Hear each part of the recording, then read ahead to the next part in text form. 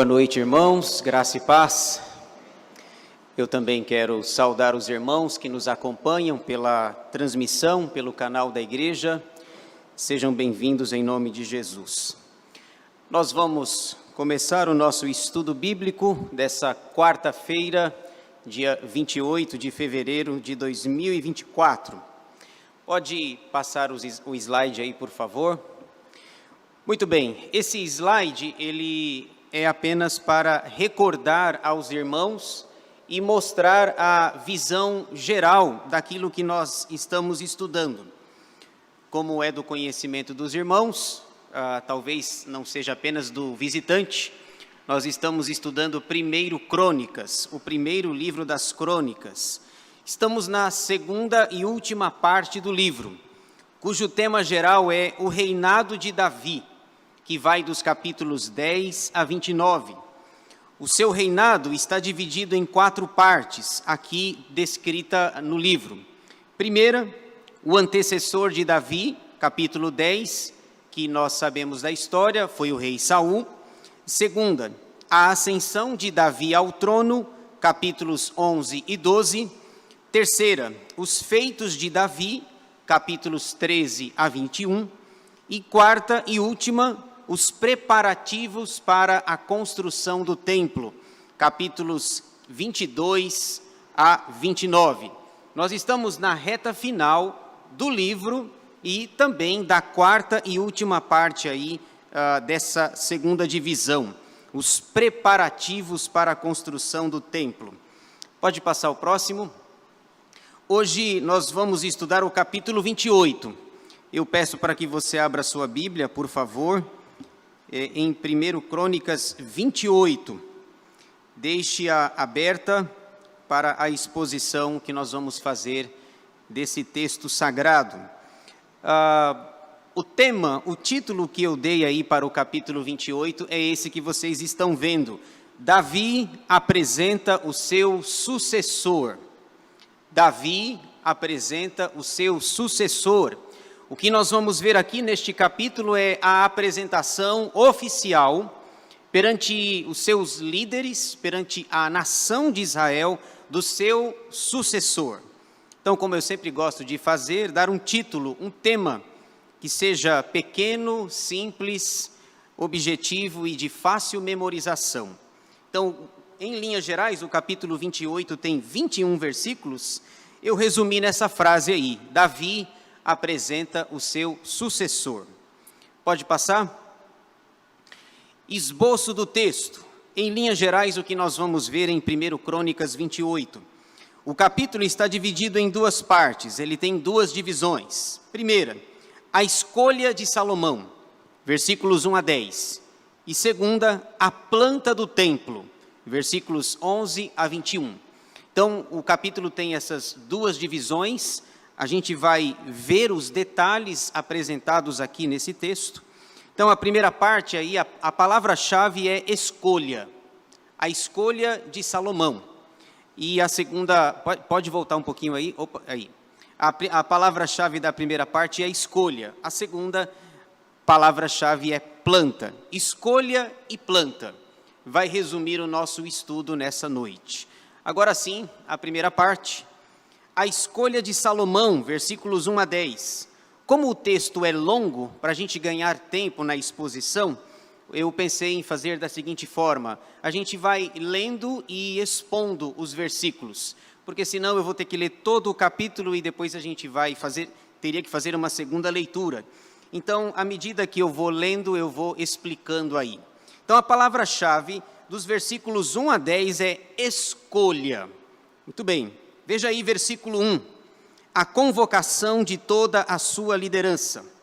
Então, Davi convocou para Jerusalém todos os príncipes de Israel, os príncipes das tribos, os capitães dos turnos que serviam o rei, os capitães de 1000 e os de 100, os administradores de toda a fazenda e possessões do rei e de seus filhos, como também os oficiais, os poderosos e todo homem valente. Veja que interessante, no versículo 1 é dito que para fazer esse comunicado oficial do seu sucessor, daquele que iria continuar a sua linhagem, a linhagem davídica, ele reúne toda a liderança, todas as pessoas importantes do seu reino se reuniram naquele dia para que ele pudesse falar o que ele vai falar, para fazer o comunicado que ele pretende fazer. Ele reúne aí os príncipes, os capitães, reúne os administradores, homens poderosos, homens valentes, gente do exército, gente ligada à religião de Israel. Ele convoca toda a liderança para fazer esse comunicado.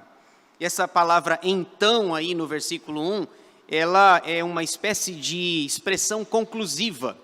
Diante de tudo aquilo que a gente viu nos capítulos anteriores, o pastor Nelson, na quarta-feira passada, falou sobre, nos capítulos 23, 24, 25, 26, 27. O pastor expôs 5 capítulos cheios de nomes, de descrições, de liderança religiosa, liderança política, os sacerdotes, os levitas, quem vai cantar, quem vai cuidar do templo, os porteiros. Ele havia feito essa separação. Esse então é para mostrar o seguinte: depois de apresentar todos aqueles nomes, ele reúne essa liderança para fazer o comunicado. Interessante que Davi tinha envelhecido. Davi envelheceu. Veja aí, por favor, o pastor Nelson expôs isso na semana passada. No capítulo 23, versículo 1, nós podemos ver essa descrição que o autor bíblico faz. Davi tinha envelhecido. Sendo, pois, Davi já velho e farto de dias, constituiu a seu filho Salomão rei sobre Israel. Então, irmãos, o tempo passou. O tempo passa para todos.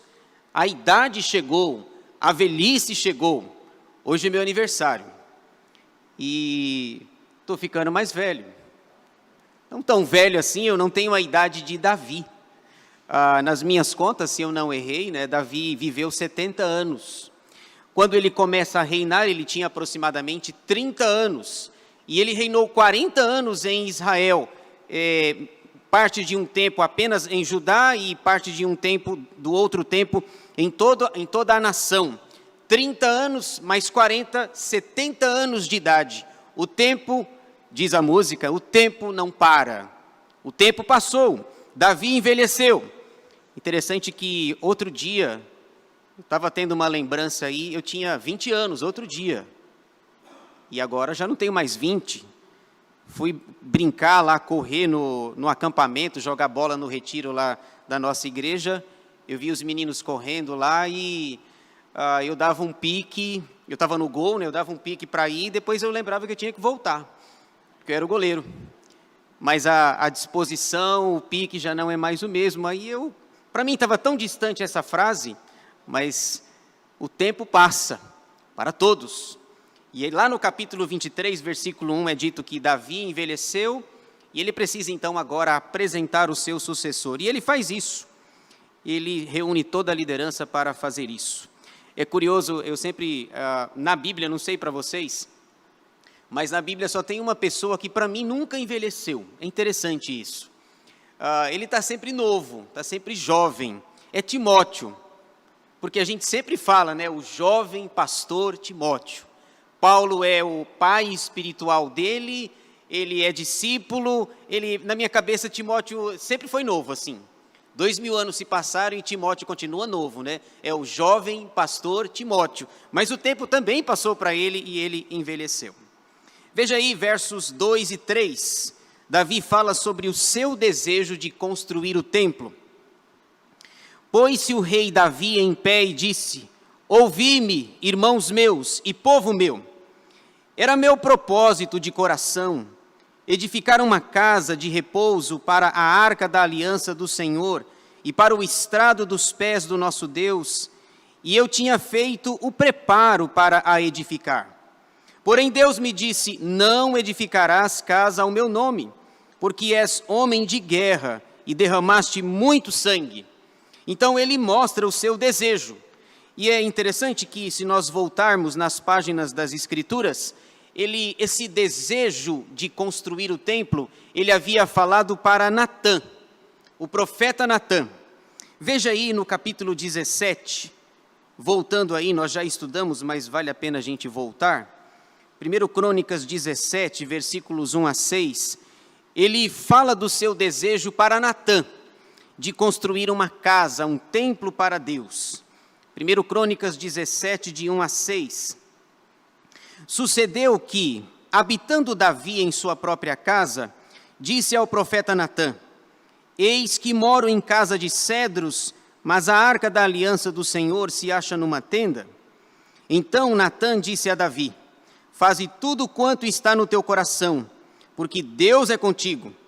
Porém, naquela mesma noite, veio a palavra do Senhor a Natã, dizendo: vai e dize a meu servo Davi: assim diz o Senhor, tu não edificarás casa para minha habitação, porque em casa nenhuma habitei, desde o dia que fiz subir a Israel até o dia de hoje, mas tenho andado de tenda em tenda, de tabernáculo em tabernáculo.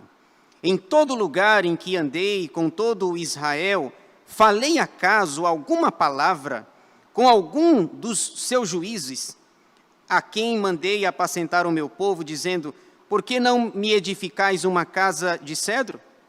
Deus então manda através de Natã dizer a Davi: não é você que vai construir o templo.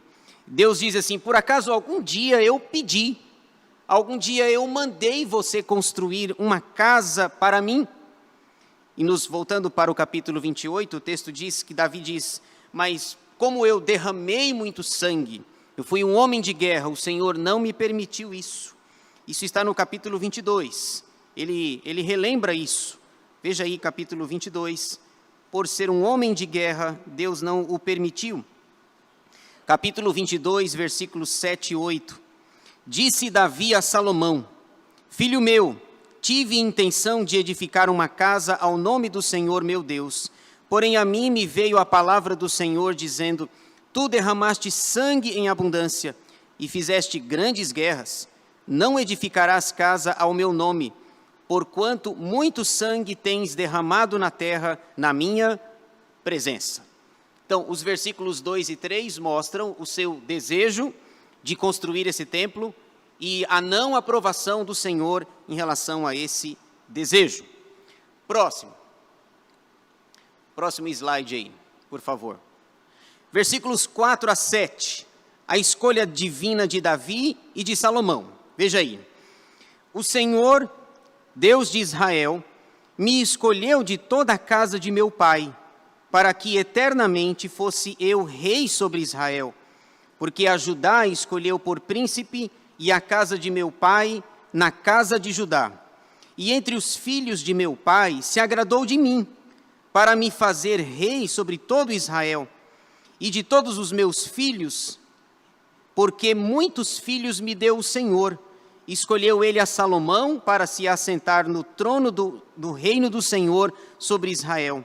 E me disse: teu filho Salomão é quem edificará a minha casa e os meus átrios, porque eu o escolhi para filho e eu lhe serei por pai.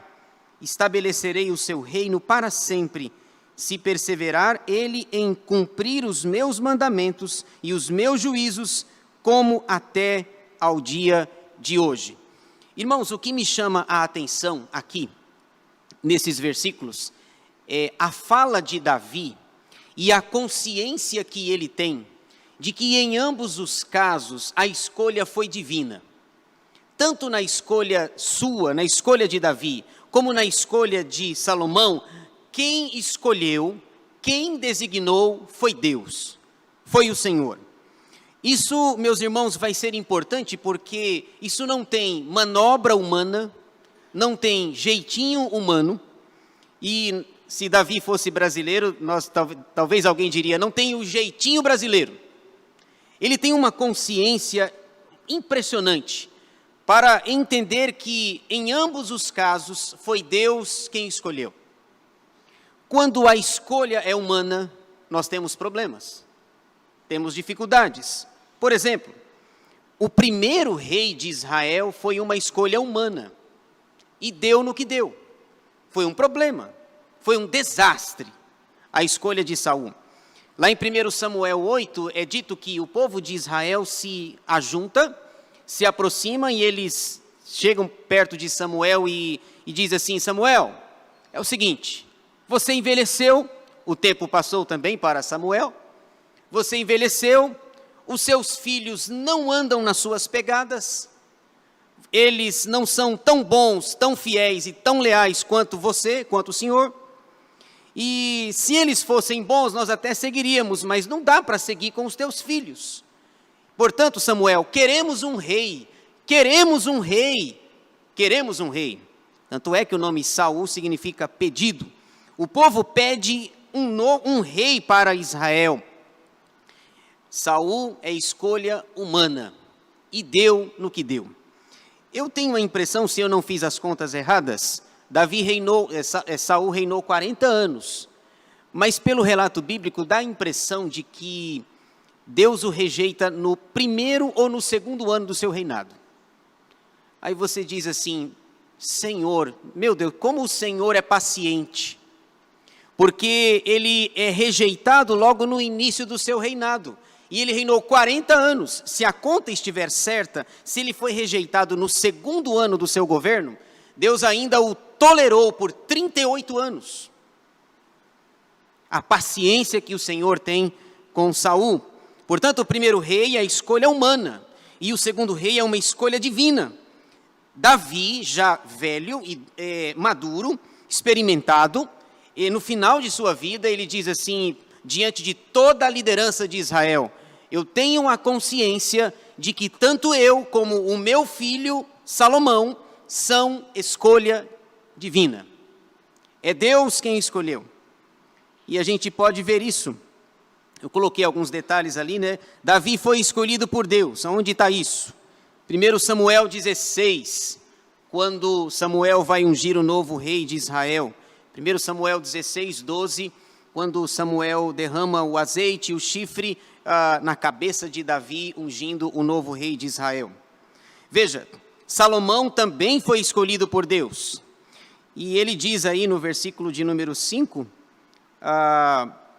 porque muitos filhos me deu o Senhor. Verdade. Eu já falei aqui, né, nas minhas contas, né, Davi tinha pelo menos 19 filhos. 19. E só um podia reinar, né? Então 18 não podem reinar. Só um. Ele diz: dos muitos filhos que o Senhor me deu. Eu acho que Salomão ouviu isso aí. Dos muitos filhos que o Senhor me deu. Porque lá na frente, lá no Salmo 127, Salomão pega talvez essa imagem aqui. E Salmo 127, 3, Salomão diz assim: herança do Senhor são os filhos, o fruto do ventre, o seu galardão. Porque muitos filhos me deu o Senhor. E Salomão, talvez novo ainda, tenro, escuta aquilo e reproduz lá na frente. Salmo 127, 3, herança do Senhor são os filhos, o fruto do ventre, o seu galardão. E veja outro detalhe aqui dos versículos 4 a 7, é que o seu reino seria estabelecido para sempre, se. Às vezes essa palavrinha se, ela é tão pequena que ela passa desapercebido, não é verdade? A gente está lendo lá e se, a gente lê assim, talvez não enxergue essa palavra, mas essa palavra, irmãos, ela é decisiva, pelo menos quando você lê 1º e 2º Reis, 1º e 2º Crônicas, essa palavrinha se, ela é fundamental. Se perseverar, se guardar, se obedecer.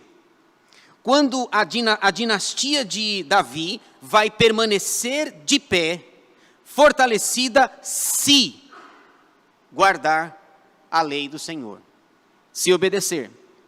E tanto é que mais para frente a gente vai perceber que o povo se desvia, desobedece a Deus.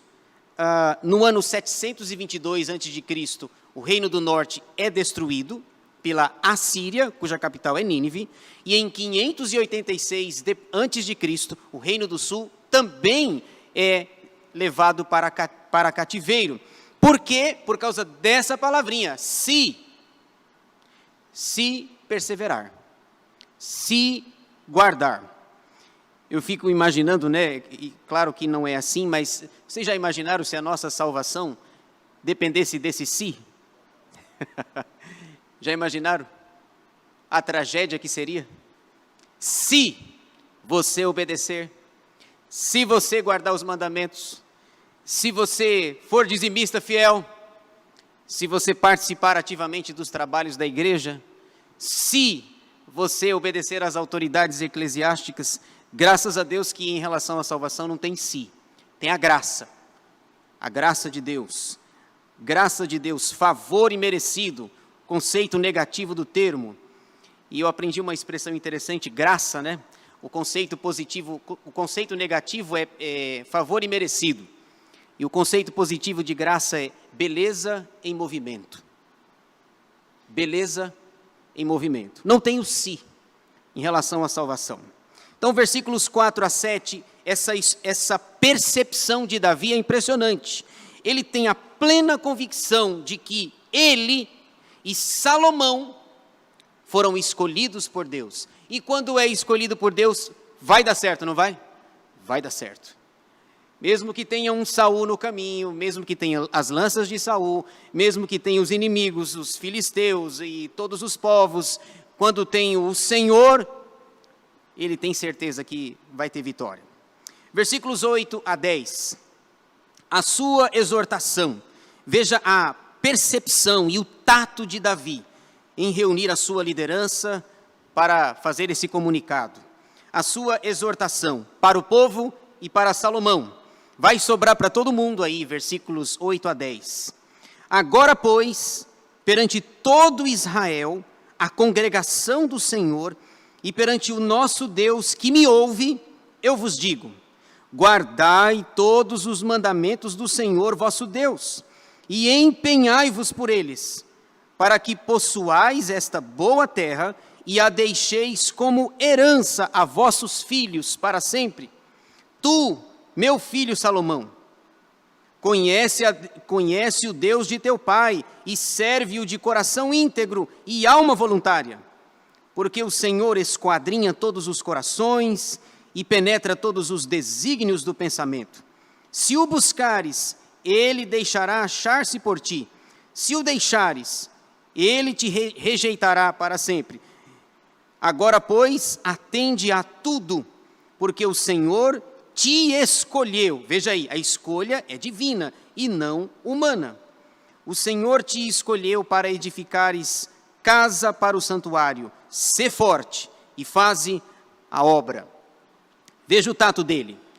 Ele está numa assembleia, convocou todo mundo, e a primeira palavra dele tem a ver com, ele direciona para todos, sua liderança e todo o seu povo que o ouve, que o escuta ali. Vocês devem guardar os mandamentos do Senhor. Lá em Reis ele diz assim para Salomão, né?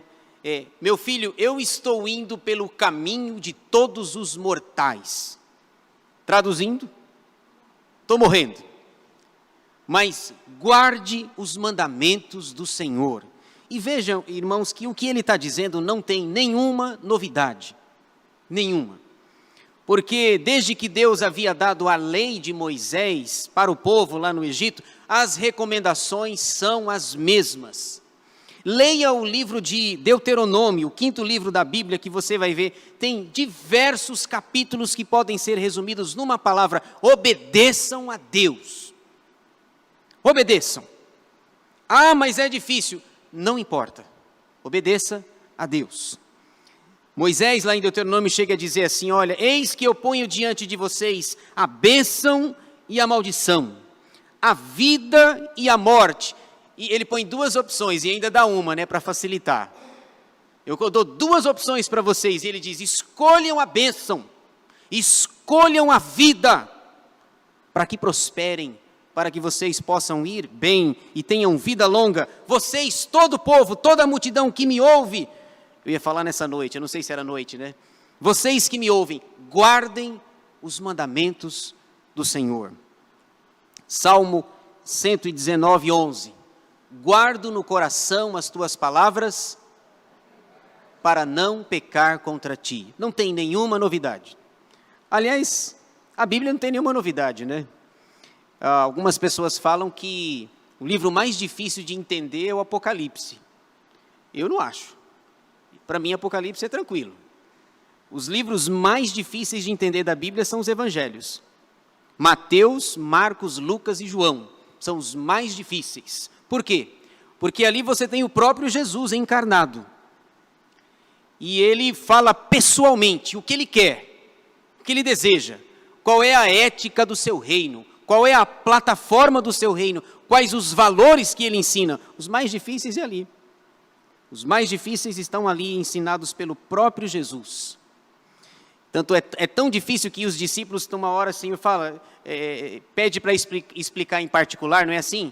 Explica-nos em particular, porque a gente não entendeu nada. Senhor, nos ajuda aí, aumenta a nossa fé. Pode ver que é difícil. É difícil.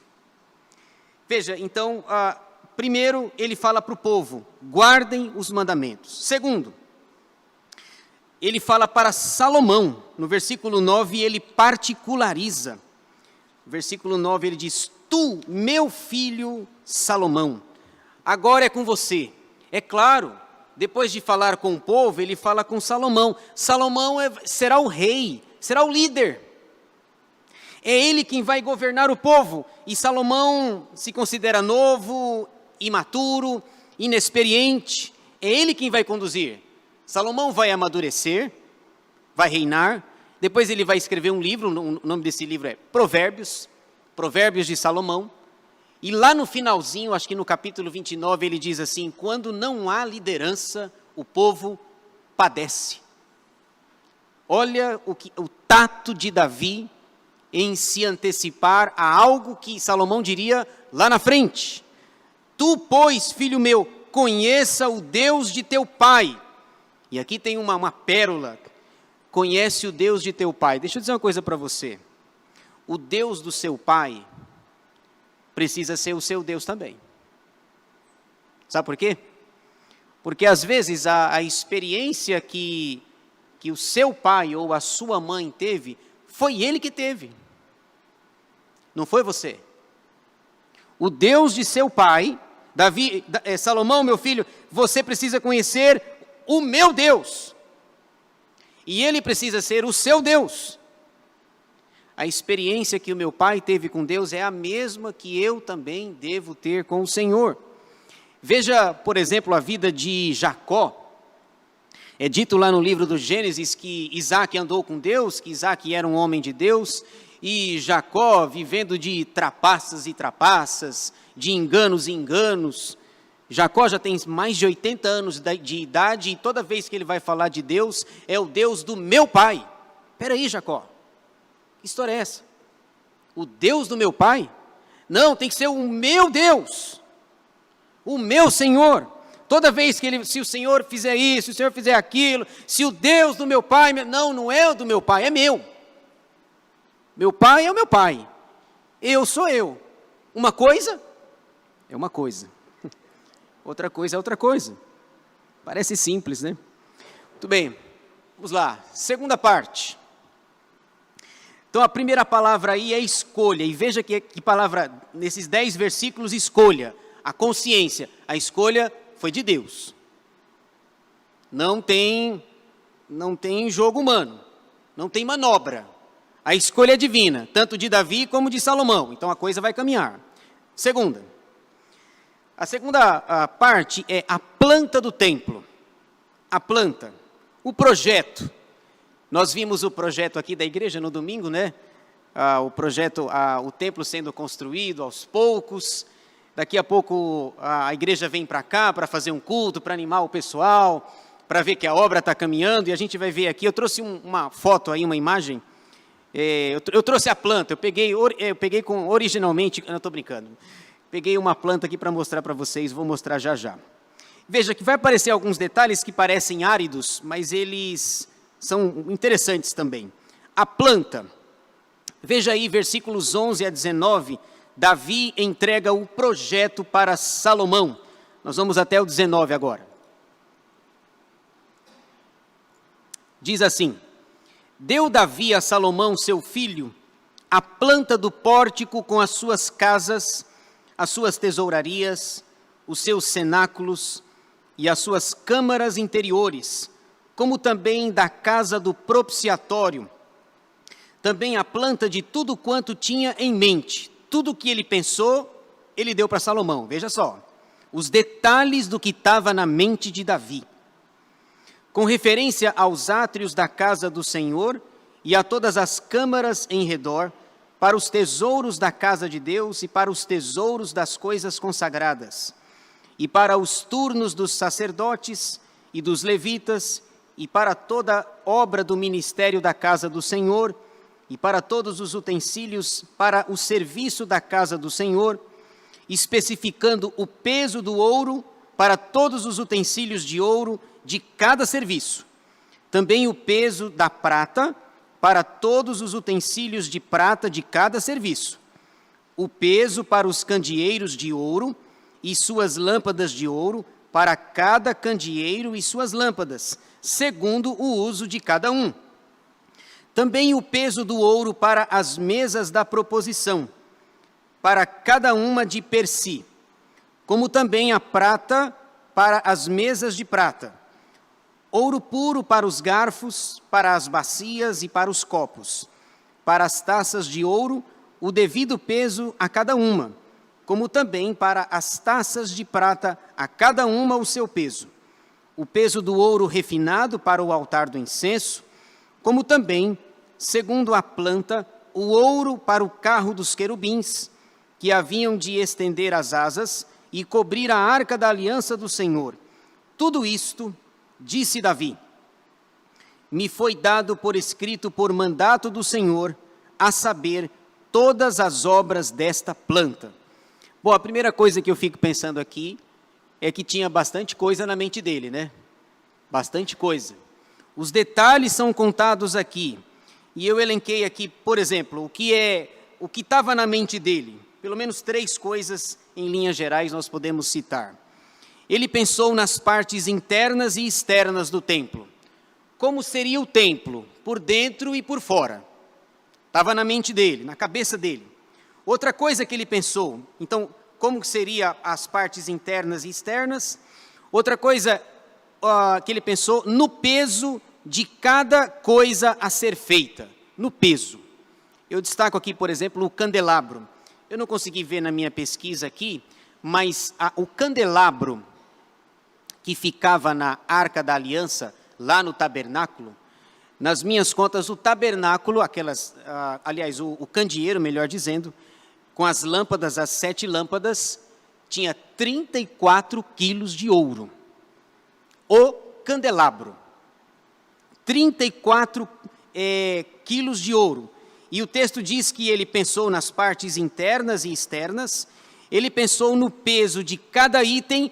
É dito aqui, por exemplo, que os garfos eram de ouro. Já imaginaram? Eu fiquei pensando na comida assim, né? Comer em garfo de ouro. Todos os utensílios, os mais simples, tudo de ouro ou de prata, o melhor ele está oferecendo para Deus. O peso de cada detalhe, de cada item a ser feito. E também aí o material a ser utilizado. Veja que no versículo 18 é dito, o peso do ouro refinado. Ele não está oferecendo qualquer coisa para Deus. Está oferecendo o melhor. Então ele pensa nas partes internas e externas, pensa no peso de cada item e pensa no material a ser utilizado. Tudo isso, aí o versículo 19 diz assim, tudo isso me foi dado por escrito por mandado do Senhor, a saber, todas as obras dessa planta. Está aqui, meu filho, está aqui o projeto. Veja a foto que eu trouxe para mostrar para vocês aí. Eu achei essa imagem na internet, achei ela interessante. Ela não mostra o templo completo, obviamente, mas eu achei interessante essa parte de dentro, que mostra algo interessante. O chão era de ouro, O chão era de ouro. Apagou a luz, acho que vai melhorar aí. Então, lá dentro, o chão era de ouro. As paredes também eram de ouro. Depois, você tem os desenhos, né? Desenhos de animais ali dentro, nas paredes. Você tem o altar do incenso, a bacia. Todos esses materiais aí foram utilizados ou ouro, ou prata, ou bronze. Eu fiquei curioso para saber hoje quanto seria o valor dessa construção, se fosse construído hoje. Eu tive uma estimativa, eu descobri há algum tempo atrás, quanto que custou o Templo de Salomão daqui, tá? O daqui, o do Brás, em São Paulo. Se eu não me engano, 685 milhões custou o templo. 685 milhões. Mas na pesquisa que eu fiz, eu não sei se os dados estão corretos, se esse templo fosse construído hoje, dava 13,8 bilhões de reais. 13,8 bi de reais. Bem maior, bem mais elevado do que o do Brás aqui. É muita coisa, gente, é surreal. Isso aqui, a gente lê o texto, como não tem nenhuma imagem assim, mas eu procurei trazer imagem para nos ajudar. O chão era de ouro, as paredes de ouro. Ele disse, meu filho, eu vou passar para você tudo que está na minha mente. Faça isso. Eu vou pelo caminho de todos os mortais. Mas como eu falei esses dias aqui, os obreiros passam, mas a obra continua. A obra permanece. Então, apenas esse detalhe aí, talvez a imagem não seja melhor, mas aqui você tem um desenho do mapa. 13,8 bi para construir esse edifício aí. Surreal esses valores aí. Eu nem sei o que é bilhão, viu? Bilhão. Muito bem, versículo 20. Pode passar aí, por favor. Versículo 20, o seu encorajamento para a obra. Penúltimo versículo aí. Disse Davi a Salomão, seu filho, sê forte e corajoso e faze a obra. Não temas, nem te desanimes, porque o Senhor Deus, meu Deus, há de ser contigo. Não te deixará, nem te desamparará, até que acabes todas as obras para o serviço da casa do Senhor. O encorajamento para a obra. 2 detalhes aqui são importantes no versículo 20 que saltam os meus olhos. O primeiro é, seja forte e corajoso. Não tem como não lembrar de Josué. Josué capítulo 1, versículos 6 a 9, quando o grande legislador de Israel havia morrido, Moisés, e agora é Josué, que até então, outro dia, era um aprendiz, servia Moisés, que lavava as mãos dele. Agora é você, Josué, agora é com você. Seja forte e corajoso e faça essa obra. Tudo aquilo que está na minha mente, que eu passei para você, mãos à obra. Trabalhe, Salomão, seja forte e corajoso. O segundo detalhe que me chama a atenção é que ele não deveria desanimar. Isso aqui é excelente. Porque, via de regra, nós desanimamos, não é assim? Quantos de nós não começa alguma coisa e deixa pelo caminho? Porque desanimamos. Vem um problema, uma luta, uma aflição, e nós desanimamos. Parece que o problema é maior do que as forças que nós temos. E Davi deixa claro para ele, meu filho, não desanime. Sabe por quê, Salomão? Sabe por quê? Porque o Senhor há de ser contigo. Lá no Novo Testamento, o apóstolo Paulo vai dizer em Romanos assim, se Deus é por nós, quem será contra nós? Isso é um fortalecimento para que nós não desanimemos.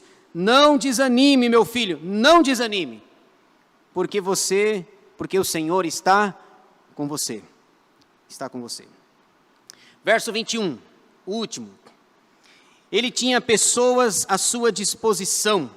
Salomão teria pessoas à sua disposição. Verso 21. Eis aí os turnos dos sacerdotes e dos levitas para todo o serviço da casa de Deus. Também se acham contigo para toda obra voluntários com sabedoria de toda espécie para cada serviço. Como também os príncipes e todo o povo estarão inteiramente às tuas ordens. Salomão, vamos lá, seja forte, seja corajoso, não desanime, material humano você tem, pessoas você tem, para essa obra tão grande e tão maravilhosa que você vai fazer. Ele tem pessoas, ele tem liderança religiosa, tem liderança civil, tem serviço braçal, tem pessoas suficientes para fazer a obra. Não desanime, meu filho, vai em frente. Sacerdotes e levitas para o serviço religioso. O pastor Nelson falou aqui semana passada, né? 5 capítulos que para nós parecem áridos, não é? Está aqui, ó. Aqueles 5 capítulos da semana passada, na quarta-feira passada, toda aquela organização. Os sacerdotes para cá, os levitas para lá, os porteiros para cá, porque, vejam, irmãos, Deus é um Deus organizado. Deus é organizado, bem organizado. Ele separa por turnos. Quando o povo de Israel foi sair do Egito lá, eles tinham que sair tribo por tribo. Primeiro sai essa tribo, segundo sai essa tribo, terceiro, no meio lá os levitas e a arca, saem 6 certinho, são 12, né? 12 dá certinho. 6 e 6 não tem erro não aqui. Até 12 dá para contar. Saem 6 tribos, os levitas no meio. Depois que eles estão no meio, para mostrar que eu estou no meio de vocês, mais 6. 6 os levitas, mais 6, 12. Deus é um Deus organizado. Davi diz, você tem pessoas à disposição. Tem os sacerdotes e levitas, e tem voluntários para toda boa obra. Gente que trabalha, gente que aparece, gente que não aparece, gente discreta, mas tem serviço para todos. Última coisa aí que eu queria mostrar para vocês. Pode passar? Aplicação. O que podemos aprender de 1 Crônicas 28? Destacamos 3 lições importantes para nós, para a minha vida. O que esse texto de 1 Crônicas 28 nos ensina? Primeiro, devemos guardar os mandamentos do Senhor. Simples assim. Quer dizer, não é tão simples, né? Mas a ordem de Deus permanece sendo a mesma. Você e eu precisamos obedecer a Deus, os seus mandamentos. O que foi dito para Adão no Éden, depois para Abraão, Isaque, Jacó, José, os patriarcas, o povo de Israel, os juízes, os reis, os profetas, os discípulos dos discípulos, os pais da igreja, os pais apostólicos, os reformadores, os avivalistas, gente de hoje, a ordem é a mesma. Obedeçam aos mandamentos do Senhor. Quando nós obedecemos a Deus, Ele nos honra, Ele cuida de nós. Segunda lição, conhecer e servir a Deus de coração. Eu acho interessante o que é dito no versículo 9, que ele particulariza e fala diretamente com Salomão. Você precisa conhecer a Deus. Você pode até me contar a sua experiência com Deus, mas se eu não tiver a minha, não adianta. A experiência com Deus é intransferível. Precisamos conhecer a Deus de todo o nosso coração. Lembra-se de Jeremias 29, 13, se eu não me engano? Buscar-me-eis e me achareis, quando me buscardes de todo o vosso coração. Aí você pergunta, pastor, eu não estou achando. Eu estou buscando e não estou achando. Talvez. A resposta é que isso não está sendo feito de todo o coração. Porque é simples, buscar-me-eis e me achareis, quando me buscardes de todo o coração. Moisés havia dito isso lá em Deuteronômio, é para amar a Deus de todo o entendimento, de todas as forças, de toda a alma, todo o coração. Ou seja, é para buscar a Deus na integralidade, na totalidade do nosso ser. Terceira coisa, para a gente fechar, ser forte na obra do Senhor. Os versículos 10 e 11, interessante que tem uma crescente. Lá no versículo 10 tem um detalhe, ele diz, ser forte. E no versículo 20 ele diz, ser forte e corajoso. Ele dá uma aumentada aí, que é para dar uma reforçada, né? Lá no 10 ele diz, meu filho, seja forte. Aí ele continua, né? Eu já falei isso, né? Mas eu vou repetir, não tem problema, né? Seja forte e corajoso. Porque, como humanos que somos tendenciosos a fraquejar, a desanimar, a nos esquecer daquilo que o Senhor fez por nós. Sejamos fortes, irmãos, no serviço e na obra do Senhor. Façamos a obra do Senhor, ainda que cansados, vamos fazer, vamos trabalhar. Eu me lembro, por exemplo,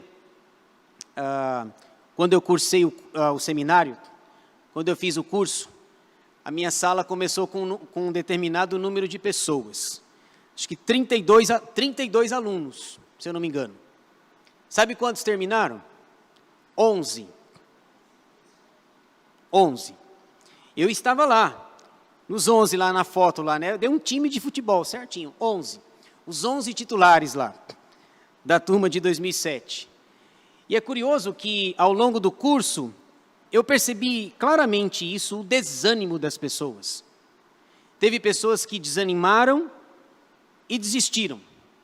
Teve pessoas que adoeceram e desistiram. Teve pessoas que, no decorrer do curso, morreram. Teve um colega de turma meu que morreu durante o curso. Animado, dedicado, servindo a Deus, e ele faleceu no meio do curso, no meio do seminário. E pasmem, teve um colega de turma meu que foi preso. Vocês estão rindo, né? Mas é verdade. Ele se envolveu aí com política, alguma coisa assim. Era ano eleitoral, acho que 2006. E, de repente, terminou o semestre e fomos para as férias. Quando voltamos, todo mundo voltou e o meu colega não voltou. E o fulano lá não voltou. Cadê o fulano? Cadê o fulano? Vamos visitar o fulano. Aí alguém só se for na cadeia, né? Falei, Senhor, peraí, será que eu estou no lugar errado?